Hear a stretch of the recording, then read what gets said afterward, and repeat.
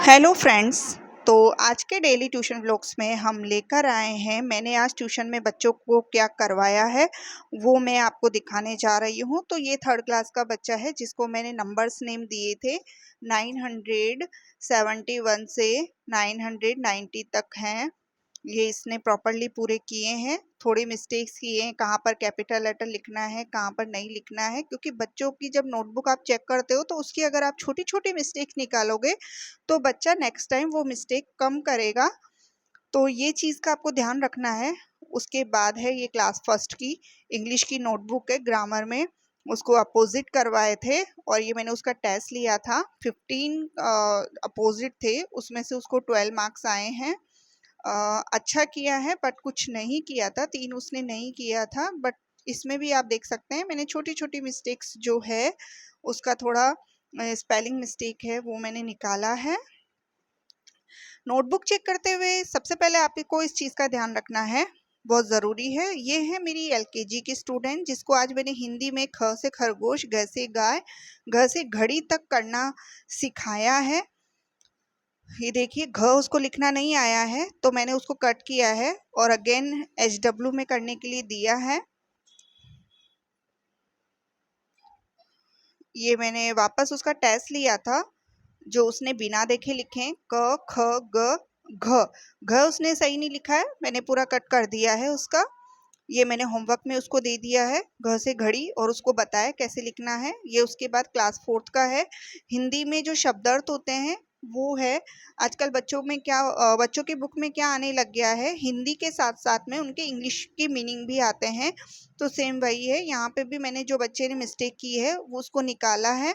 क्योंकि वो स्कूल से ही रॉन्ग करके लाया था तो उसने ट्यूशन की नोटबुक में भी उसने रॉन्ग ही लिखा है। मैम ने चेक नहीं किया था। कभी कभी बच्चे क्या करते हैं ना, नोटबुक जो ब्लैक बोर्ड होता है उस पे से थोड़ा रॉन्ग लिख लेते हैं, उनको पता नहीं चलता है। तो ये इस तरह से उसके शब्दार्थ थे। चैप्टर 9 था ये, बहुत सी मिस्टेक की है।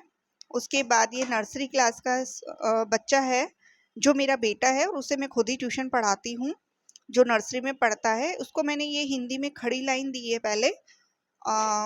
फिर उसके बाद में मैंने उसको मैच दिया था, सेम स्वर से मैच करना था। उसने प्रॉपरली किया, खुद कुछ उसने खुद किया, कुछ मैंने उसको बताया इस तरह से। उसके बाद में इंग्लिश में मैंने करवाया था, ये ABCD लिखने के लिए दिया था, ये उसने खुद से किया है, ट्रेस किया है, सीख जाएगा। बच्चे को हाथ पकड़ के अगर आप ज़्यादा से ज़्यादा करवाते हैं तो उसको देखिए हैबिट हो जाती है।